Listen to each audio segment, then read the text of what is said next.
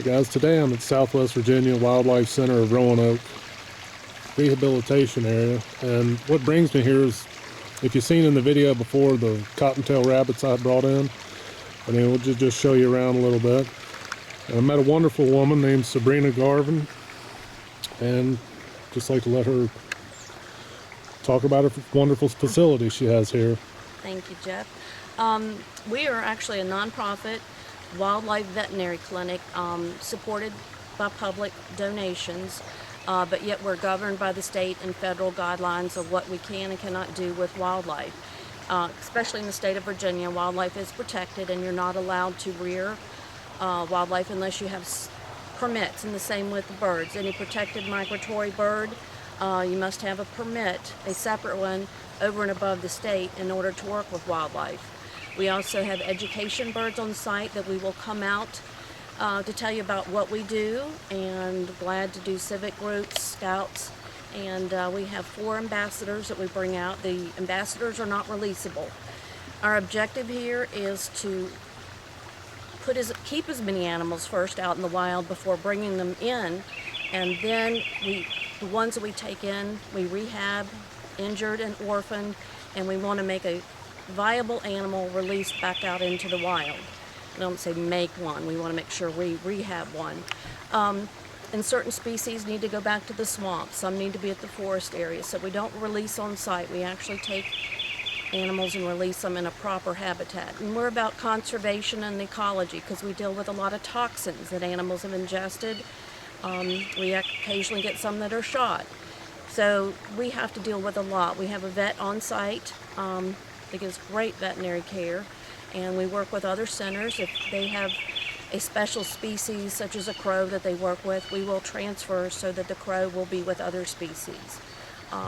So we're very careful on what we raise and how we raise it. We want a very healthy animal released back out into the wild. Would you like to go see one of our education? Absolutely, whatever you'd like to show us. I think the bee just went and stung me. We're going to go meet one of our education animals, and this is Captain Hook. Captain Hook came to us 2 years ago as a fledge, had a lot of blood in one of the eyes. It took a while to determine whether or not it was going to be a viable eye. We determined he's blind.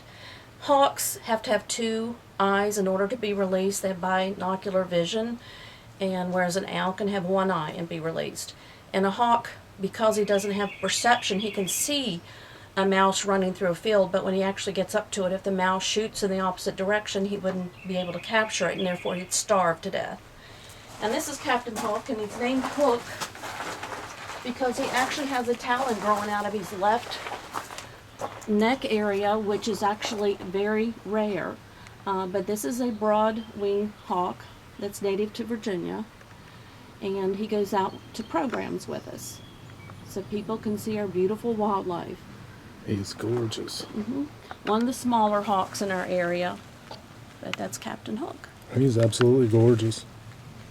I think he knows it. I'd say he does. And we say we haven't done the DNA test, but he is very small. So typically the raptors, the smaller ones, are your male. But in a lot of these, we actually have to do DNA testing of the feathers to determine. Oh wow, that's interesting. Unless he's sitting on a nest, then you know it's a female. But he's allowed to come out to do programs. He's got a fantastic little area here. I've done a really nice job building that. Thank you. You've had a lot of help. A lot of the neighbors have come in to help us in this area on our street, and we've had scouts. Quite a few cages that we're getting are being built by scouts. We have another one that's going to start in this area over here that's grown up behind the cage. Scout's going to start that later this summer. So we're love Eagle Scout projects. And anyone in the community that wants to help us.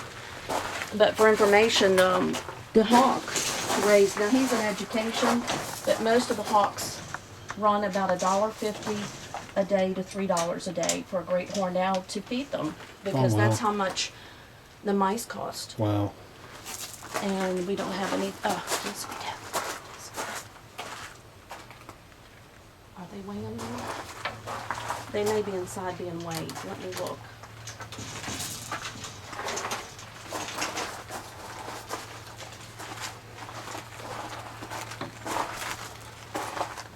they're inside. Oh, no. These are our kestrels. We're raising 9 this year. This is your American kestrel. It's the smallest falcon. Is it okay if I come in, Sabrina? Yes, sir. These are one of the few raptors that you can actually, within 30 days, you'll know if it's a male or female by the collar. The bright blue is the male.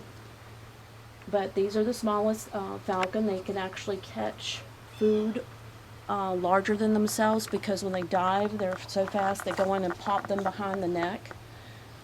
But this is Thaman the peregrine family. Wow. But this is, see the little teardrop, and they say the dark is actually to keep the sunlight from reflecting into the eyes, the little teardrops. Did you get a good, we have some more, oh, there, they were hiding. So we have 4 out here, I guess. And they have to learn to hunt. They have food now, but they will actually have to be able to capture food before they're released. And you'll see they each have a tail band on. Mm-hmm. We wrap their tails to protect them because they're a little bit, I guess, high maintenance or a nervous bird. So we wrap their tails to protect it before we release. We don't want them breaking their tail feathers. Wow. So that's actually very easy material just to come right off. We just missed it, and it will actually change it a couple times. So if they wonder why they look odd, we actually have them protected. And I see one needs a new tail wrap. See, that's a male. Okay, yeah, I see the... See that beautiful blue? Yeah, it's beautiful. So they will be ready within the probably end of this week. That's great. That's, you got a beautiful facility here, Sabrina. Like I mentioned before, I know y'all do a lot of good for our community, that's for sure. Well, that's what it's about, taking care of our wildlife, because it's, as the UN is talking about, it's one world, one health. They don't understand, a lot of the public, how important wildlife is in maintaining rodents and insect control and taking care of diseases. They're barriers between us and a lot of diseases, and as we're encroaching on habitat, we're getting diseases that we've never had. So it's very important that we try to help things stay in a balance. Mm-hmm. Each time we lose a species, we're causing ourselves problems. We're going to go look at some blue jays that look like they should be old enough to be on their own, but blue jays are in the corvid family, and corvids tend to stay with their parents longer. Most songbirds come out of the nest to the ground, and within a few days they're learning to fly, and they're gone within 45 days, and they're on their own. Whereas some species stay with the parents much longer, and we see that with the blue jays, woodpeckers. So we have to take that into account. We can't just release every species once it's eating. They have to be ready and viable again. This is the Virginia possum.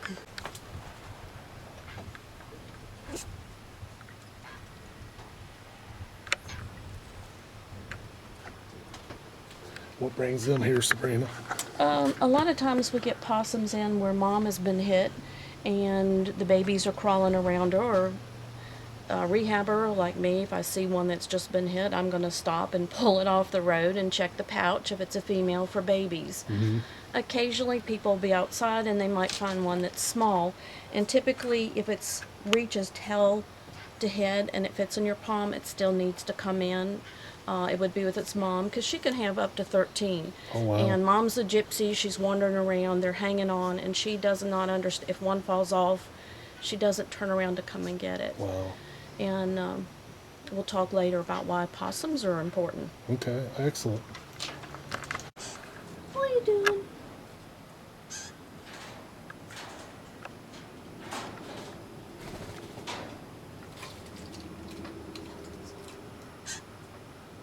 We have a visitor checking out. Oh, yeah. What? She's doing this with my hands. Come here.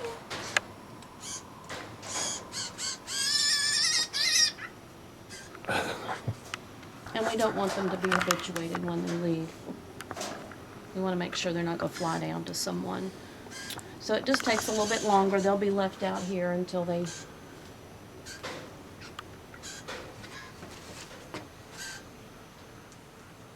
Quite smart. What do you guess the age of those are? We got them in, they're probably about 50 days old, somewhere in there. Because if we have one and we get more in, we'll usually hold the older one back to help because they do better released together. Raised and released. Would that be the older one? You'll go by the tail feather length. Oh, okay.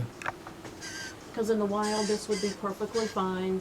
Usually, once the tail feathers are half an inch, they're fine and need to be left alone. Okay. If you would find a blue jay on the ground or any bird and it sets in the same position, it can't hop, or it stays there for over an hour, something's wrong, and usually we need to bring it in. The parent, once they come out of the nest, they come to the ground, they're going to hop around, and mom and dad are going to yell and say, come on over here to the bush. And they're going to hop up and stay there. It's a very important time when they fledge, and most songbirds come to the ground. And this is when parents are teaching them how to eat. Instead of, they'll pick up the worm and they'll drop it in front of the bird, and the bird's like, feed me. But the parent will keep doing that until the bird understands he's got to reach down and get it.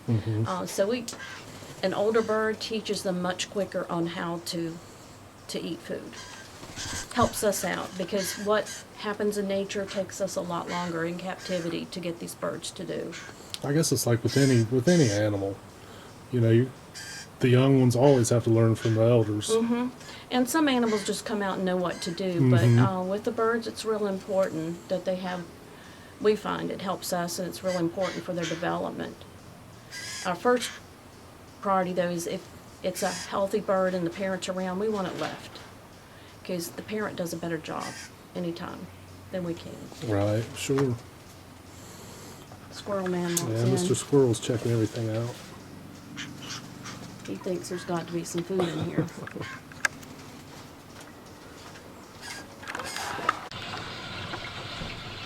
And it does smell, but we give them dirt boxes.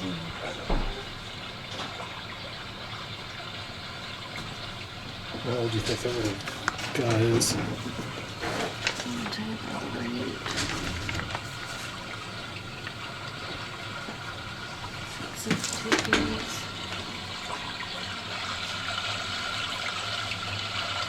He's around 72 weeks old.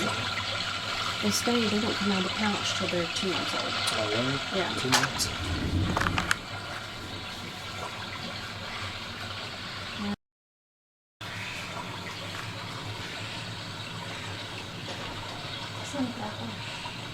Oh, it's the raccoon. He's giving fluids.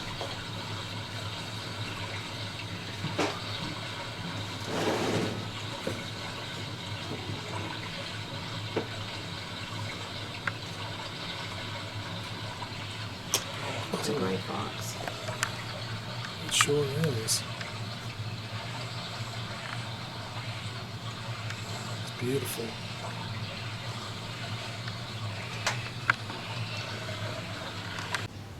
Hey, baby. This is Espresso, a Virginia possum. Espresso is an ambassador, and she will do programs. Espresso came last year, and she was sick. We knew she wasn't going to be releasable, but we thought, well, we'll take care of her and see if she could be an ambassador. And it turned out she's a great ambassador. She's well loved by the public. And we'd like to make sure the public understands why possums are important. Their light coat attracts ticks. They groom constantly. Even though you might see them and they look ratty where it's rained, they actually groom. And they can eat about 5,000 ticks a year. So this is one of the few species that eats ticks. Rattlesnakes are the other one, so which would you prefer? So they're very vital. They are sort of nature's garbage can. They will clean up carrion, but they're very important. They will take care of ticks in your yard. Wow, never knew that. Yes. She likes hair. Come on, girl. She's allowed to get out and roam around, so when she's not in a cage or outside, We try to keep her socialized. And it's important because we want her to be calm when she's around the public. So it's not like she's a pet, but she's an ambassador, and she's used specifically Sure. to educate the public. She's coming around your way. Hi, Biscuit. Cameron calls her Biscuit. Oh, sorry. Are they that students? Bridget is PhD public. Exactly what do you do? I'm sorry. at Master Tech- of Public Health. Master of Public Health at Virginia Tech. And Cameron is UVA. I'll get that right, Bridget. I'm sorry. I don't remember my own name, so. Come out here. Oh, yes. This is our bird area. And these are the birds I believe we just saw outside. I may be wrong, I didn't get a good glimpse. They could have been red-bellied woodpeckers, but these are northern flickers, also known as a yellow jacket flicker. And if you could see their feathers, the yellow, Oh, yeah. they're beautiful birds. They're siblings, but we had to separate because this one's mean. And they could peck each other on the head and kill each other. Because in the wild, they'll be running around trees. They wouldn't be this close in proximity. And they're ready, their next stage is to go outside in a cage. Okay. We start birds when they come in, they're hatchlings, they don't have feathers, they go into an incubator. We have to keep them at 90 degrees minimum temperature and about 70% humidity. They have to be kept extremely moist. Then they usually go to a bigger cage. And we try to keep the same species together. Occasionally we might have a single and no one's got that type of bird, and we'll try to match them up with something very close in species. We've got lots and lots of robins, and these are mockingbirds though. They get a fruit plate every day, water dish. What do we have down here? Each of them has a chart. If they need medication, they get a medical sheet. Our vet doses out what they need. This is an eastern bluebird, and hopefully we'll get one the same size coming in today. You can barely see. It's hard to film through these. Yeah. These are reptariums, and we use these. It won't damage their feathers. Okay. And we can also put live bugs in here that they can capture, and they won't escape and be all over a room. He's hiding. Yeah. Scared. Which is why we keep them covered. The smarter birds will. And here's some robins. Robins are our most common species we get here, and next it's usually wrens. Screech owls are our most common owl that we get in. Then we move them a little bit bigger cage where they've got the food, and let's see if I can get some crickets in there. Okay.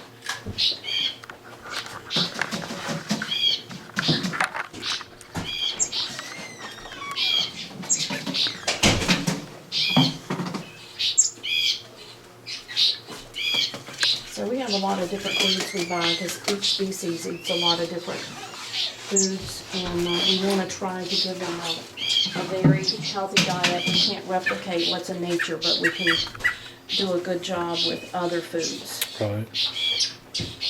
that they'll watch, and that way we know they're out in the wild, they can find food. I think they're full, they're not chasing anything right now. And doves. And each bird has a light for the cage. It's a full spectrum light. They need this in order to convert their vitamin D. They have to actually put in and become oil proof. Birds just don't develop that. It's very essential that they have proper lighting. Mm-hmm. And it helps with their metabolic issues. We have a couple wood ducks here. And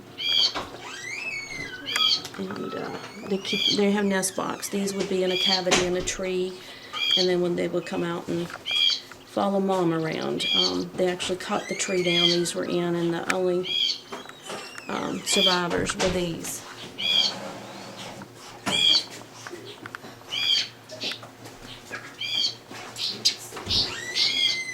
These are rough-winged swallows.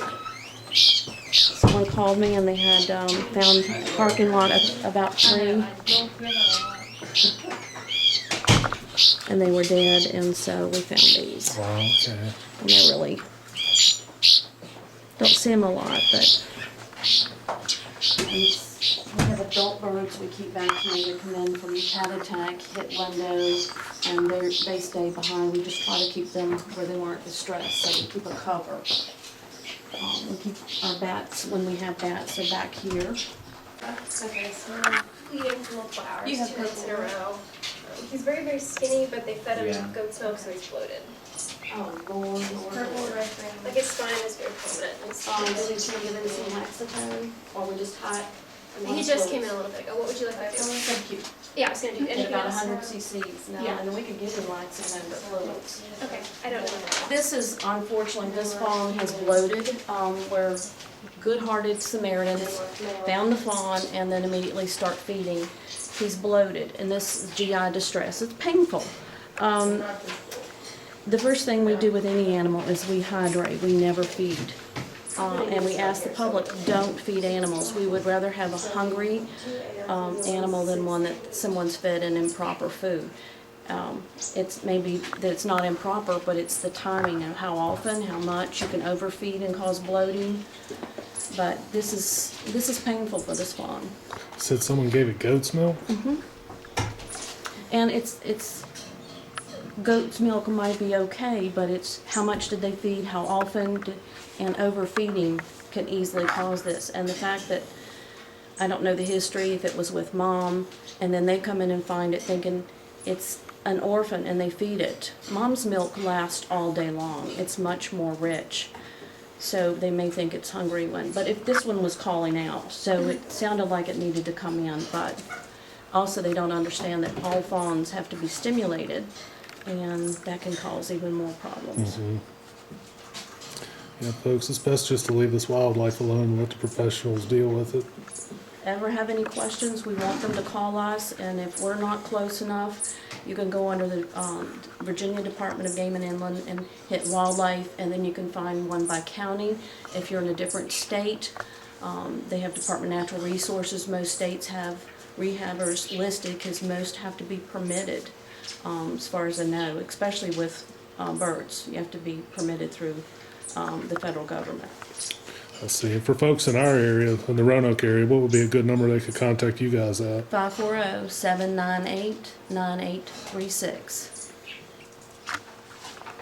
And then if you'd like to see them feeding, you're more than welcome.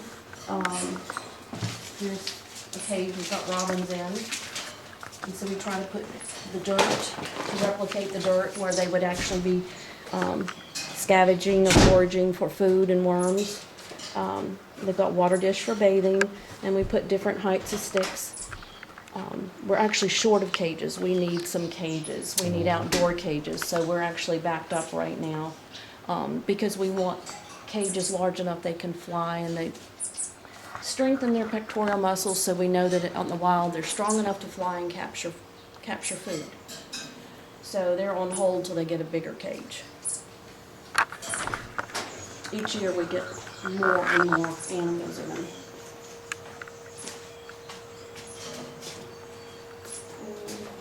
But we just shipped a bunch of fawns off, so this is our small hold area till taking fawns is a 4-month rehab. Oh, wow. And so the next step is they would go out to pen, and they would actually have bottles set up where you wouldn't have any, they don't have any vision or view of us, because you don't want them habituated and coming up Right. to a hunter and say, hey, here I am. And they have to be released in a herd. Someone that raises a fawn and said, oh, I did fine, I saw him a year later, well, usually he's going to be alone and not accepted by other deer. It's one of the few species. And the same is with birds. If they don't know that they're a robin, we use a lot of mirrors with a single species so that they know. I've got a really cool bird for you to see. Do you have room? Sure. I forgot our cool bird to put in. And this is Teddy. You want to be on YouTube? I guess I Big, am big now. star. And this is Cameron. Say hi, Teddy. Hello. Say your thanks. Sorry. And then Cameron is from Bridgewater. I'm from Roanoke College. You might call it. Yeah. We have, we've had UVA here. Okay, you know that. We've had George Mason here a couple times. This is a beautiful little heron. We think it's yellow-crowned night heron. Somebody was kayaking down the river. They heard a splash, thought it was a duck, and then they realized it was the heron. Puppet. Wow. Oh, the puppet, yeah. We have a puppet made. He We use loves the a puppet. feather duster to represent like a sibling or a parent, and then we have maras in here. That's cool. Thank gosh they found him. They actually their nests are in trees. So he had a little mark on his head, either a sibling pecked him or a predator, and he fell to the water. So thank gosh he was brought in.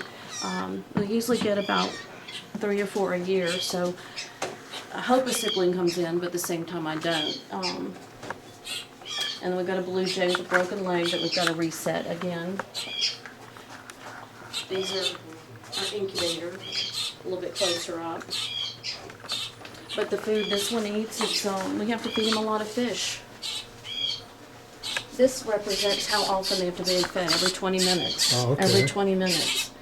Every 45 minutes. Wow, so y'all are nonstop From 8 o'clock in the morning to 8 at night. Wow. As it gets toward winter, we can slow down if we get a few species, but it's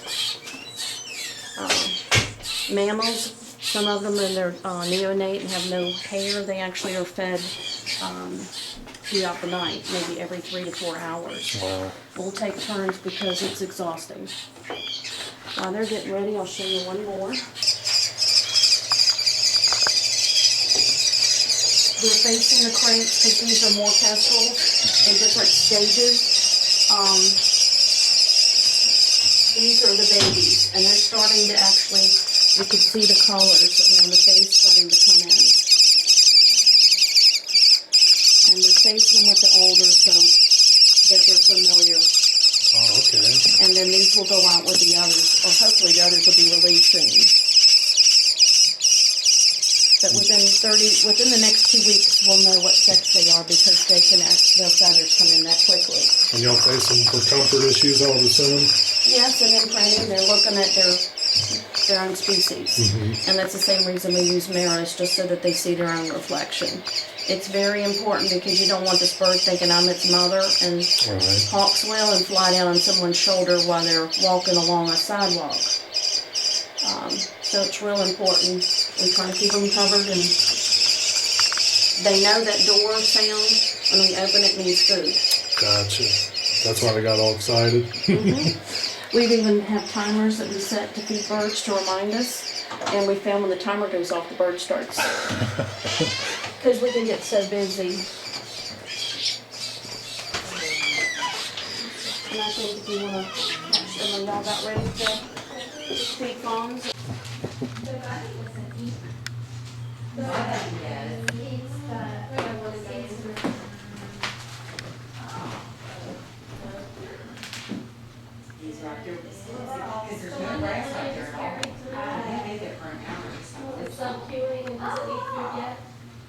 Doesn't eat food yet. Don't you worry, you'll pretty well. I need to get my car loaded up.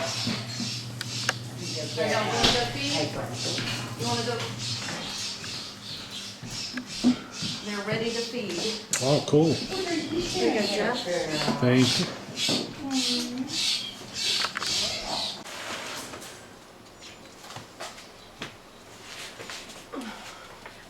And this is Sierra, and she's here from Ferrum. Oh, okay.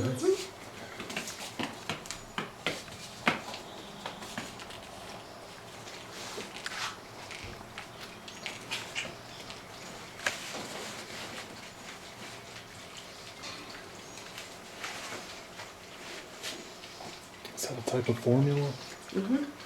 We use what the Wildlife Center of Virginia uses with their fawns because these are going to be incorporated with their herd.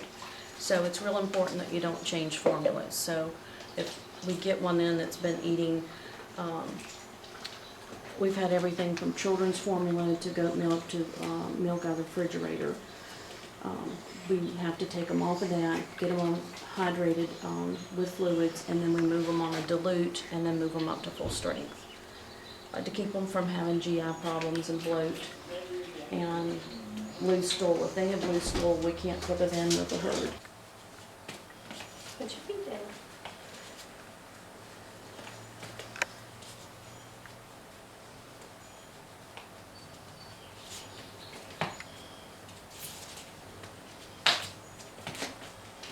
All right, you want the last bit?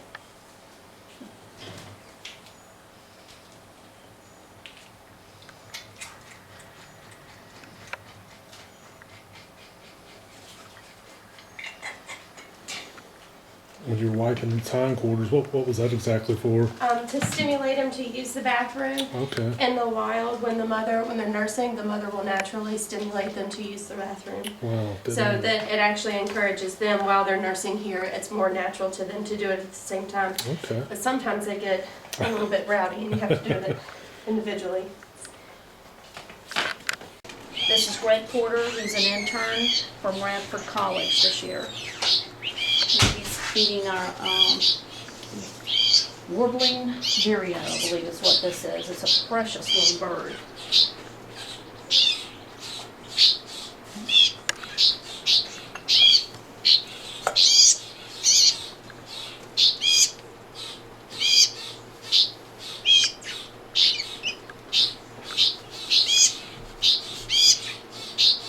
And as you can see, it takes a team here to help Oh, yeah. displace as we've grown over each year. And